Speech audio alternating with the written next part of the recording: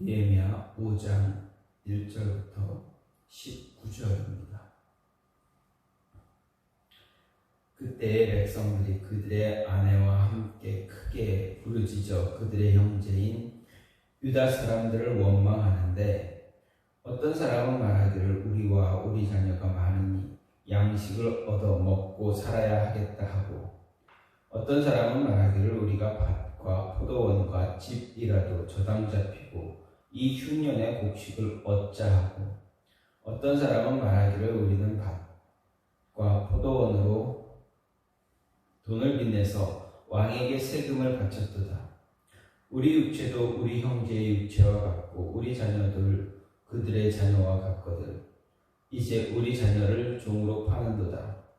우리 딸 중에 벌써 종된 자가 있고 우리의 밭과 포도원이 이미 남의 것이 되었으나 우리에게는 아무런 힘이 없도다 하더라. 내가 백성의 부르짖음과 이런 말을 듣고 크게 노하였으나 깊이 생각하고 귀족들과 민장들을 꾸짖어 그들에게 이르기를 너희가 각기 형제에게 높은 이자를 취하는도다 하고 대회를 열고 그들을 쳐서 그들에게 이르기를 우리는 이방인의 손에 팔린 우리 형제 유다 사람들을 우리의 힘을 다하여 두고 찾았거늘 너희는 너희 형제를 팔고자 하느냐, 더구나 우리 손에 팔리게 하겠느냐 하매 그들이 잠잠하여 말이 없기로 내가 또 이르기를 너희의 소행이 좋지 못하도다. 우리의 대적 이방 사람의 비방을 생각하고 우리 하나님을 경외하는 가운데 행할 것이 아니냐. 나와 내 형제와 종자들도 역시 돈과 양식을 백성에게 구워 주었거니와 우리가 그 이자 갚기를 그치자. 그런즉 너희는 그들에게 오늘이라도 그들의 밭과 포도원과 감람원과 집이며 너희가 구워준 돈이나 양식이나 새 포도주나 기름의 100분의 1을 돌려보내라 하였더니 그들이 말하기를 우리가 당신의 말씀대로 행하여 돌려보내고 그들에게서 아무것도 요구하지 아니하리이다 하기로 내가 제사장들을 불러 그들에게 그 말대로 행하겠다고 맹세하게 하고 내가 옷자락을 털며 이르기를 이 말대로 행하지 아니하는 자는 모두 하나님이 또한 이와 같이 그 집과 산업에서 털어버리실지니 그는 곧 이렇게 털려서 빈손이 될지로다 하매 회중이 다 아멘하고 여호와를 찬송하고 백성들이 그 말한 대로 행하였느니라. 또한 유다 총독의 세움을 받은 때 곧 아닥사스다 왕 제20년부터 제30년까지 12년까지 12년 동안은 나와 내 형제들이 총독의 녹을 먹지 아니하였느니라. 나보다 먼저 있었던 총독들은 백성에게서 양식과 포도주와 또 은 40세겔을 그들에게서 빼앗았고 또한 그들의 종자들도 백성을 압제하였으나 나는 하나님을 경외함으로 이같이 행하지 아니하고 도리어 이 성벽 공사에 힘을 다하며 땅을 사지 아니하였고 내 모든 종자들도 모여서 일을 하였으며 또 내 상에는 유다 사람들과 민장들 150명이 있고 그 외에도 우리 주 위에 있는 이방 족속들 중에서 우리에게 나아온 자들이 있었는데 매일 나를 위하여 소 1마리와 살찐 양 6마리를 준비하여 닭도 많이 준비하고 열흘에 한 번씩은 각종 포도주를 갖추었나니 비록 이같이 하였을지라도 내가 총독의 녹을 요구하지 아니하였으면 이 백성의 부역이 중함이었더라. 내 하나님이여 내가 이 백성을 위하여 행한 모든 일을 기억하사 내게 은혜를 베푸시옵소서. 아멘. 오늘 말씀 느헤미야 5장 1절부터 19절 말씀입니다. 느헤미야서 4장부터 7장 4절까지 보게 되면 대적들의 집요한 방해 속에서도 예루살렘 성벽 재건 공사가 어떻게 진행되어 완료되었는가를 이야기해주고 있습니다. 그 가운데 오늘 말씀 5장은 예루살렘 성벽 재건이 완료된 후 느헤미야가 유다 지역 총독으로 부임한 지 12년이 경과된 때 있었던 일로, 느헤미야가 경제적인 문제로 발생한 이스라엘 공동체의 내적 갈등을 해결한 사실을 이야기하는, 어떻게 보면 일종의 삽입 기사입니다. 저자가 이 기사를 여기에 삽입해서 기록한 이유는 느헤미야서가 이스라엘 공동체의 재건과 회복이라는 주제를 다루고 있기에, 이 공동체의 재건, 회복은 외형적인 측면과 내적인 측면에서 회복, 재건과 회복을 이야기하고 있기 때문입니다. 이와 유사한 신뢰로 에스라가 성전 재건 공사를 언급하는 가운데 성전 재건 한참 뒤 아하수에로와 아닥사스다 제위 초기에 발생한 사마리아 사람들의 성벽 재건 방해 사건을 다룬 것을 이야기할 수가 있습니다. 이런 가운데 오늘 5장 말씀은 크게 두 부분으로 나눌 수 있는데 1절부터 13절, 14절부터 19절 이렇게 나누어 생각해 볼 수가 있습니다. 그 가운데서 전반부인 1절부터 13절은 경제적인 문제로 인한 공동체의 내적 갈등을 느헤미야가 어떻게 해결해 가는가, 그 과정을 이야기합니다.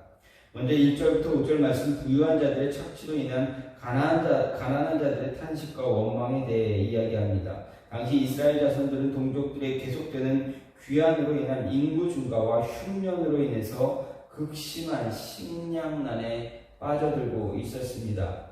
더욱 그 와중에 어김없이 세금을 내야만 했습니다. 때문에 가난한 자들은 어쩔 수 없이 부유한 자들에게서 돈이나 곡식을 빌릴 수밖에 없었습니다.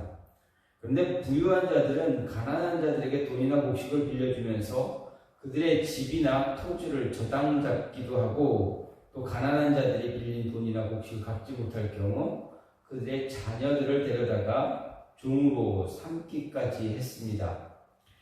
이런 도탄에 빠진 가난한 사람들 급기야 불평과 원망을 쏟아냈습니다. 또 6절부터 8절 말씀은 가난한 자들의 불평과 원망을 들은 느헤미야의 부자들을 향한 책망입니다. 가난한 사람들의 불평과 원망은 결코 소홀히 할 수 없는 중요한 문제입니다. 그것은 이스라엘 공동체 자체를 붕괴시킬 수 있는 그러한 문제였기 때문입니다. 어떻게 보면 그 문제는 외의 대적들의 위협보다 더 이스라엘 공동체를 위협하는 문제로 대두될 수가 있기 때문입니다. 더욱이 이스라엘 자손들이 경제적인 문제로 다른 사람의 압제를 받고 고통을 당하는 것은 포로 귀환의 의미를 원천적으로 상실케 하는 그런 것입니다. 따라서 느헤미야는 백성들의 불평, 원망을 듣고 귀인들과 민장들을 책망하는가 하면 전 민족적인 대회를 개최해서 부유한 자들의 그런 악한 행태를 공개적으로 꾸짖고 있는 모습입니다. 또 9절부터 11절 말씀은 부유한 자들을 향한 느헤미야의 권고에 대한 기록입니다. 느헤미야의 책망을 들은 부유한 자들, 그들은 아무런 말을 하지 못했습니다. 그래서 느헤미야는 그들을 향해 다시 한번 그들의 행위가 옳지 못하다라고 지적하면서 이방 사람들의 비방과 하나님을 두려워함으로 행할 것을 권고하고 자기와 자기 형제 및 자기 수하들의 경우를 본으로 제시하며 가난한 자들에게서 저당 잡은 집이나 토지, 이자 모든 것을 돌려보내라 이야기합니다. 그리고 12절 13절은 느헤미야의 권고를 들은 부유한 자들의 결단입니다. 즉 부유한 자들은 느헤미야의 권고를 그대로 따르기로 결의하고 맹세하며 실행했다라는 것입니다.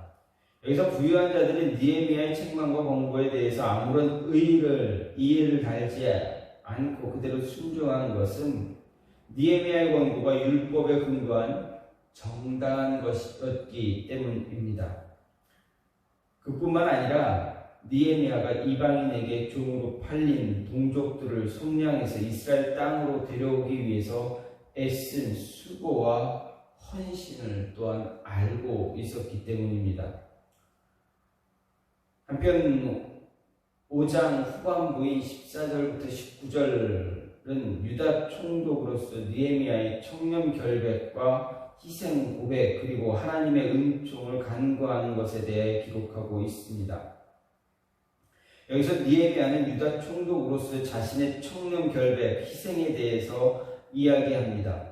지금 느헤미야가 자신은 유다 총독으로 재임한 지 12년 동안 총독의 눕을 받지 않았을 뿐만 아니라 이전의 총독들처럼 백성들을 압제하거나 착취하지 않았고 또 예루살렘 성 재건을 위해 온 힘을 다했다 고백합니다. 또 자신을 찾아온 사람들을 대접하기 위해서 많은 음식이 소요되었지만 총독의 눕을 요구하지 않았다 이야기합니다. 그 이유가 무엇입니까? 백성들이 부욕으로 인해서 힘들어하고 있었기 때문이다 말합니다. 그리고 하나님께서 자신이 이스라엘을 위해 행한 모든 일을 기억하고 자신에게 은혜 베풀기를 간구하고 있습니다. 이런 느헤미야의 고백과 간구는 마치 자신의 공을 자랑하기 위한 것처럼 보이는 측면이 있지만 느헤미야의 고백과 간구는 자기 자랑을 위한 것이 아니라 다만 가난한 자들에 대한 부유한 자들의 착취 행위를 책망하고 그들로 하여금 가난한 자들에게 자비를 베풀도록 권고하는 자신이 먼저 모범을 보였다라는 것을 밝힘으로써 그들이 가난한 자들에게 자비를 베풀 것을 요구하는 그것이 마땅한 일이다라는 것을 강조하기 위한 것입니다. 이러한 모습으로서 오늘 말씀의 배경을 통해서 오늘 말씀, 이 5장 말씀을 보게 되면 세상에서는 우리가 살아가는 이 세상에는 늘 사회적 불평등이 존재한다라는 것입니다. 불평등은 언제나 어떤 시대나 과거나 지금이나 아마 미래에도 앞으로도 늘 공존할 것이다 라는 것입니다. 특히 1절 말씀을 보면 때의 백성이 그 아내와 함께 크게 부르짖어 그 형제와 유다 사람을 원망했다 말합니다. 여기서 때라는 문맥의 흐름을 보면 예루살렘 성 중공공사가 한창 진행되고 있을 때인 것처럼 보입니다. 하지만 여기서의 때는 그때를 의미하진 않습니다. 여기서의 때는 예루살렘 성 중건공사가 완료되고 약 12년이 지난 후입니다. 즉 5장의 기사는 훗날에 있었던 사건의 삽입 기사입니다. 한편 여기서 말하는 백성들, 그들은 가난한 자들을 이야기합니다. 그리고 그 형제와 유다 사람이란 부유한 사람들을 가리킵니다. 말하자면 가난한 자들이 부유한 자들을 향해서 원망과 불평을 쏟아내고 있다라는 말씀입니다. 그 이유가 무엇입니까? 앞에서도 말씀드렸듯이 가난한 자들이 기근과 과중한 세금 때문에 고통당하고 있을 때 부유한 자들이 동족인 그들에게 자비를 베풀기는커녕 도리어 더 착취하고 있는 모습 때문입니다.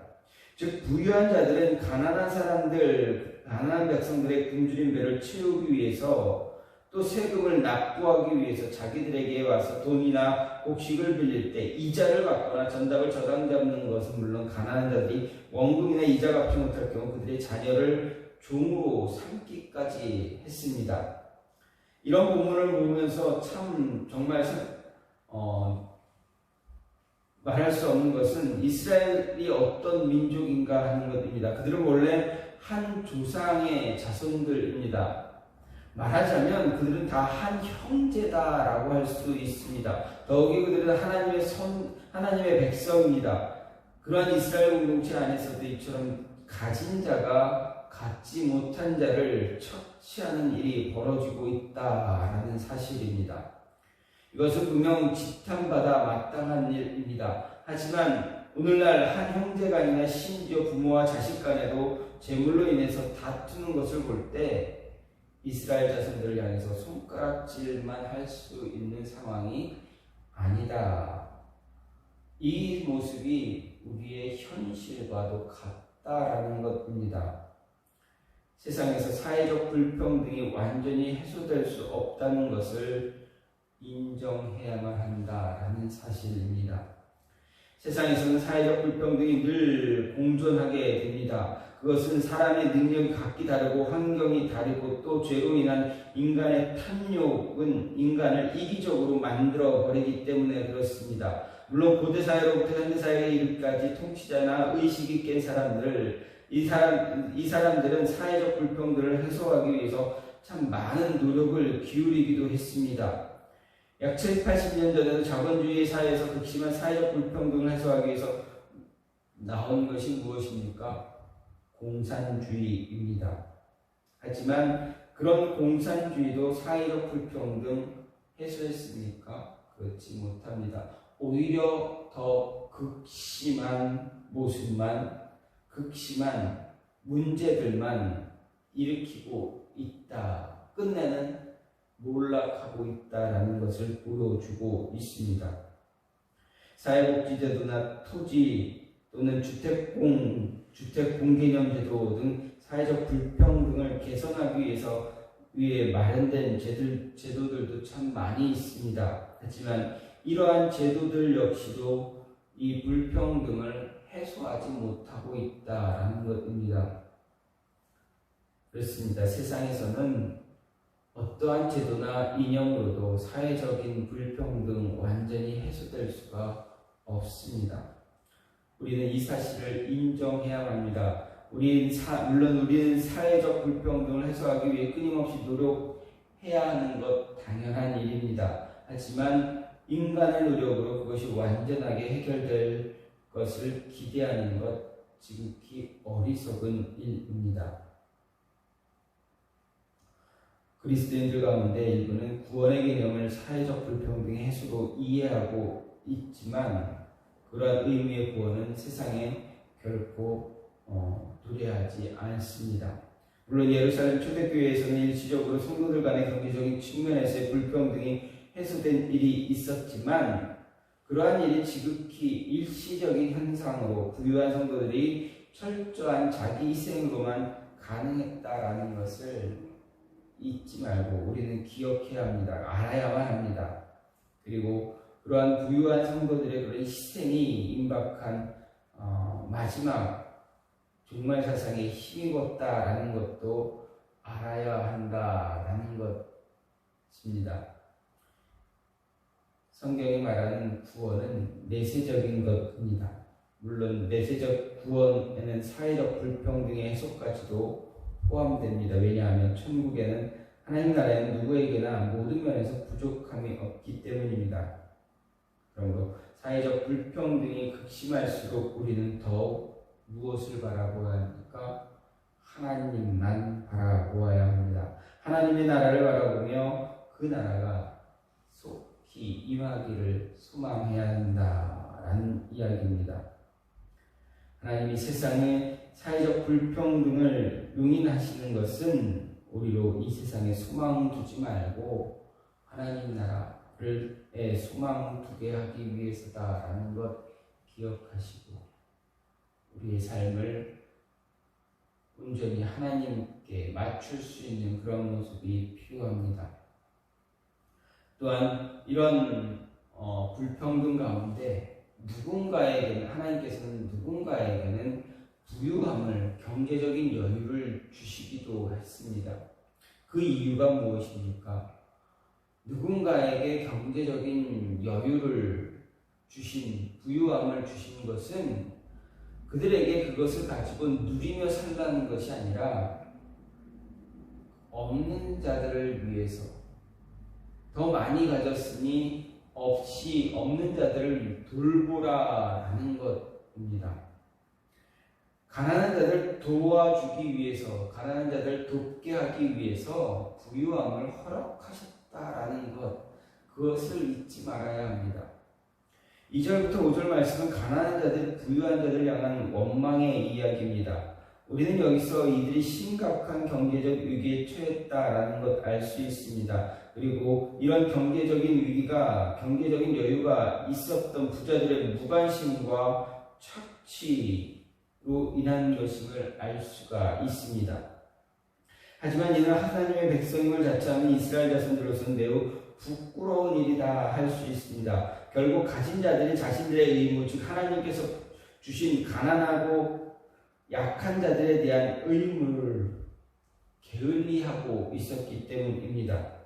하나님은 너무나 분명하게 가난한 자들을 도울 것을 말씀하십니다. 신명기 15장 11절에는 땅에는 언제든지 가난한 자가 그치지 아니하겠으므로 내가 내게 명령하여 이르노니 너는 반드시 내 경내 내 형제의 곤란한 자와 궁핍한 자에게 내 손을 펼치라 이렇게 이야기합니다. 즉 이 세상에는 언제나 가난한 자들이 존재할 수밖에 없습니다. 즉 우리 주변에 늘 가난한 자들이 있다라는 것입니다. 따라서 경제적인 여유가 있는 사람들, 그들은 가난한 자들을 도와주어야 한다라는 것입니다. 즉 많이 가진 자들에게는 가난한 자들을 도와야 할 의무가 있다라는 이야기입니다. 하나님께서 부한자들에게 경제적 여유를 주신 그것은 그들로 하여금 사치하고 향락에 빠지라라고 하신 것이 아닙니다.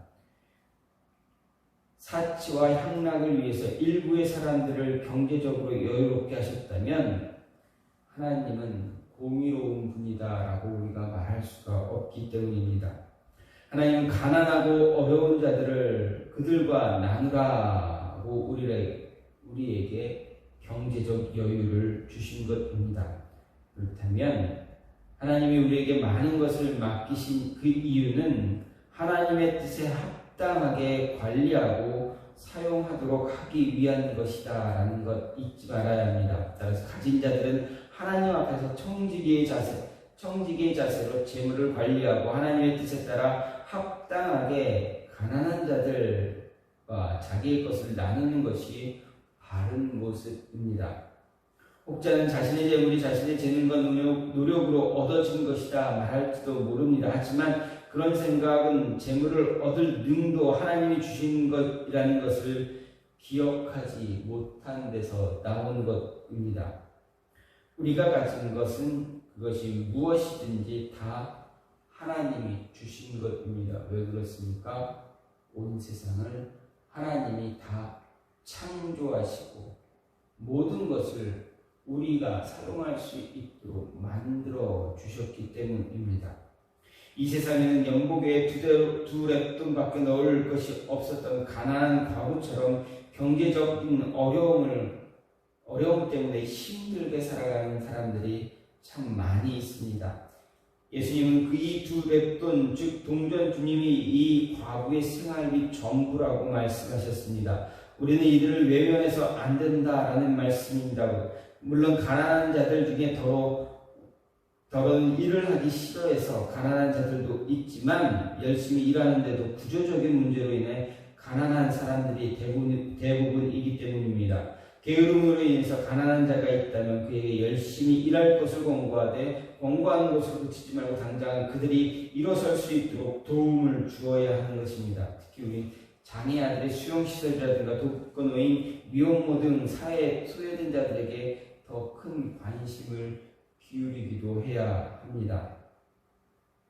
하나님께서 우리에게 특별한 누군가에게 더 많은 것을 부여하셨다면 그것을 가지고 사회적으로 힘든 연약한 자들, 가난한 자들, 그들을 도우라, 그들과 함께 살라라는 것을 말씀하시기 위한 것임을 잊지 말고 주신 것이 많다면, 부유하다면 그것을 가지고 주변을 돌아볼 필요가 있다.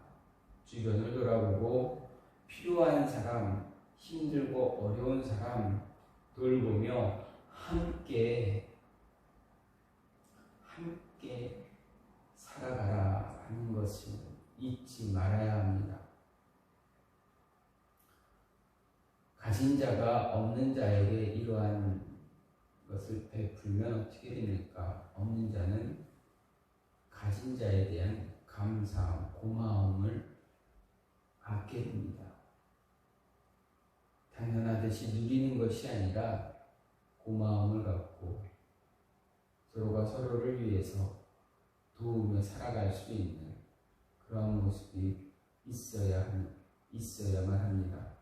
하나님께서 우리에게 많은 것을 주신 이유, 그것은 나누며 살라라는 것, 나누면서 하나님의 은혜를 이야기하며 살아가라라는 것을 잊지 말고 풍족할수록 더 많이 나눌 수 있는 그런 모습이 있기를 간절히 소망합니다. 오늘 말씀을 통해서 하나님은 분명하게 말씀하십니다. 사회에서는, 세상에는 늘 빈부의 격차, 많고 많은, 많고 적음의 그러한 모습은 늘 공존하고 상존하고 있다. 늘 어느 시대든 늘 있다. 어떤 사회제도든 어떤 이념에서든 늘 있다라는 것. 따라서 그것 때문에 서로 헐뜯거나 힘들어하지 말고 가진 자가 없는 자에게, 부족한 자에게 돌볼 수 있는, 돌보며 서로 상부상조하는 그런 모습을 가지라라는 것입니다. 이 모습이 저와 여러분에게, 우리 안에도, 이 사회 안에도 풍성하게 임함으로 인해서 가난하고 헐벗고 가난한 자들, 그들의 삶을 외면하지 말고 그들을 돌봄으로 인해서 하나님의 뜻을 세상에 널리 전할 수 있는 그런 모습이 있기를 간절히 소망합니다. 이 시간 같이 기도하기 원하는 것, 하나님, 우리의 삶